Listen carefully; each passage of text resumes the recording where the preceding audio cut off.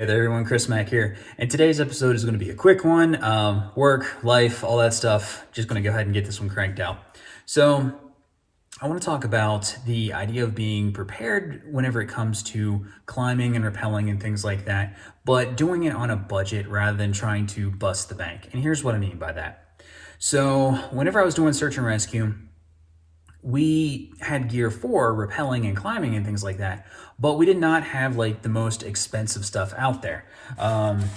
So we did not actually carry, which I have now because I enjoy climbing and things like that as a hobby, not just for work. But if you're going to climb and you're going to do it regularly, then yes, go ahead and get a harness. And this is also one of those things of you need to replace it regularly too, as you start to see wear and tear on things. This isn't unfortunately, climbing is not one of those buy once, cry once. It's one of those buy often and cry often, because as things wear, then you need to renew it. And here's what I mean by that. You can only take so many falls on a rope before the rope is deemed no longer safe. You can only make so many falls on a carabiner before it's no longer safe.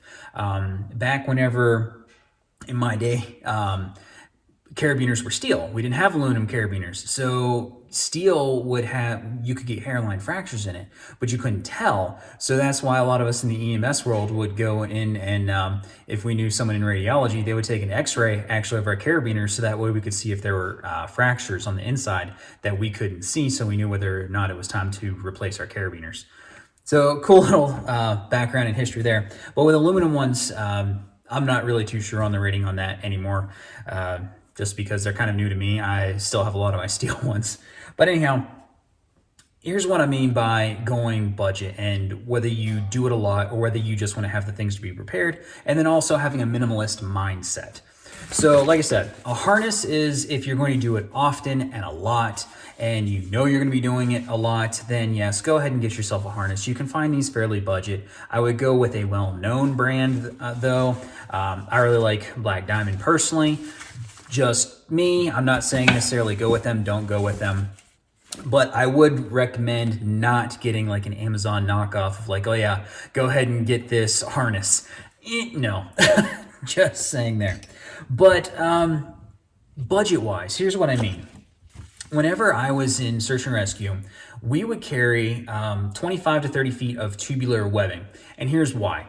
You can tie a Swiss seat with this, and then you don't need a harness. Because did we need this every day? No, we didn't need it every day. And the times that we would need it, we wouldn't be needing it for long. It might be not necessarily a legit cliff face. A lot of the times it was just really steep terrain and we just had to traverse down, and then sometimes traversing back up with a Stokes basket as well, having somebody on belay. So it's not like you were doing a complete rock face or anything like that. It was, okay, there was a few times, but I'm just saying it wasn't all the time that we were doing this. So for all the more, when it comes to weight of this versus weight of this, it was more practical to carry the means to make a Swiss seat than it was to carry a full-on harness, because what we used our webbing for more frequently actually was strapping our patient to the Stokes basket. And then because all of us had one of these, we could divvy out of like, okay, you two are going to climb, your webbing is going to go to strapping the patient in, and if we need to tie off points to a tree or a rock or something like that, then we would have someone else with tie off points. And then whenever it came to rope, we would have only one or two people carry rope. And that's the whole concept of having like the community whenever it comes to preparedness and things like that. So one or two of us would actually carry rope, because the medic would carry the medic bag, so that he wasn't carrying rope. Medic, I didn't carry the bag. I didn't carry the rope, I carried the medic bag. So it came down to different tasks and who carried what. Same with like comms, that guy carried all the radios and stuff. So it depended on that. And then some other things too is whenever it comes into this type of gear, do you necessarily need static cord? I would say no, because there's static and dynamic. Static cord has no stretch to it. It's whenever you pull on it, it pulls. Dynamic cord, dynamic means movement. So it's got a little bit of a give to it and a little bit of stretch. So if it comes to rock climbing, you want dynamic cord, because if you fall, you want to have a little bit of a stretch, because if you just go and stop, that sudden stop is going to bust you up. But you can also rappel to a certain extent, not all the time, but you can rappel with dynamic cord. Not recommended, but you could do it. But you can't but you don't want to do the reverse because you can get hurt. If you're going to get a rope, go dynamic, not static. So that way it's kind of a all-around universal cord. Secondly, whenever it comes to either climbing or rappelling to, what gear do you actually need? You could get things like ascenders. They're little, they look like little carabiners. You hook them onto your rope. You usually get 2 of them, and one over the other, and you go hand over hand with them. And then you also run a line down to your foot, so that way you can push off with your foot too. Bring your hands up, push off with your foot, and keep going like that. But do you need ascenders at usually 50, 60 bucks a pop? No, you can do it with some Pressics.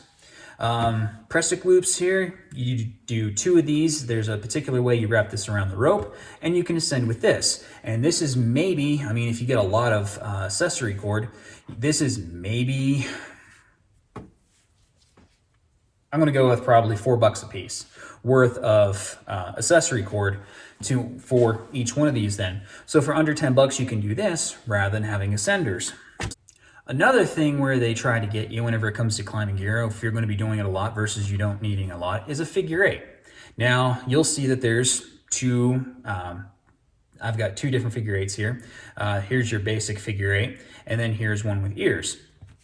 Now, the basic figure 8, and I will say though, in today's world, at the price of these things, spend the extra $2 or $3 and get one with ears just because it's more universal. But here's the thing.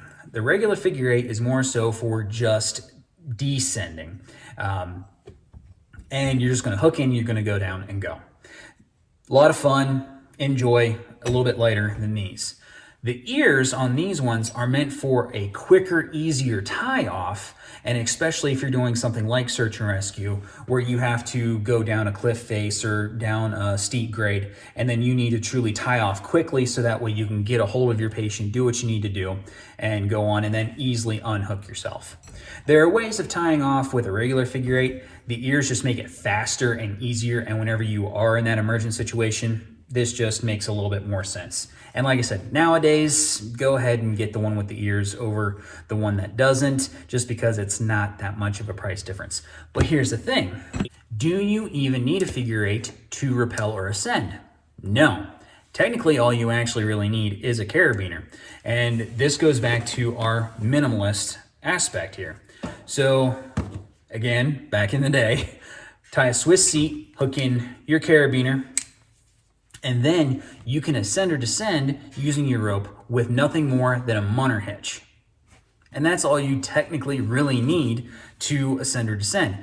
Back in the day though too, you didn't even have that. There was just a certain way that you could actually run the rope through your groin, up, over, back over your shoulder, but that's getting into stuff that we don't necessarily do anymore because was it functional? Yes. Was it safe? Probably not. And if you want something interesting about safe versus functional, if you want to know how crazy we were back in the day about what we were willing to use and take to go climbing, granted this was an episode of MacGyver, I forget which one it is. I can look it up to get the exact one and it'll take me 2 seconds as soon as I get back in the house. So down in the description I'll have which MacGyver episode I'm talking about. But there's one where he's trying to save some eagles and he loses some of his equipment and he makeshifts some of it. But the practicality is that he does do a Swiss seat. He does have just a couple of carabiners. He does end up using his shoelace at one point for the Pressics that I'm talking about. And it just makes you realize of how crazy we were before we had things to make it safer. So there you go. There is inherent danger and risk to any of this kind of stuff regardless, don't get me wrong. But just to give you an idea though, that you can do things on a budget, and don't think that this stuff, if you're only going to use it once or twice, needs to break the bank, okay? If it's just for that in case emergency, you don't need a full-on harness. You can get some tubular webbing and tie a Swiss seat. You don't need a figure 8, you can do a munner hitch and a carabiner. You don't need ascenders, you can use Pressics. Now, it does take a little bit more of a knowledge base to be able to do all of that stuff, but you don't have to go out and break the bank. I'll leave links to some good stuff down below in the description. Again, budget minded. The only thing I will flat out tell you ahead of time is I don't care who you are, to get a good rope, you are going to spend some money on a good rope. But whenever it comes to carabiners, harnesses, stuff like that, you don't need to break the bank. But I'll leave links for that kind of stuff down below in the description. And then also for future videos, are you interested in knowing, would you want me to do a video on how to tie a Swiss seat, on how to do a munter hitch, on how to set up press-x? This is stuff that has unfortunately been packed away for a while just because of life going on for me, but I've been thinking about getting into some stuff here this summer and just breaking it out and kind of taking a look and being like, all right, what else do I need to upgrade? What else do I need to get? And things like that. So if you're interested in me doing some more content on climbing and doing it on a budget and doing it basic, and yeah, if you're interested in that, let me know down in the comments so that way I know to keep up with this. All right. Thank you so much for watching. And as always, it's Chris Mike.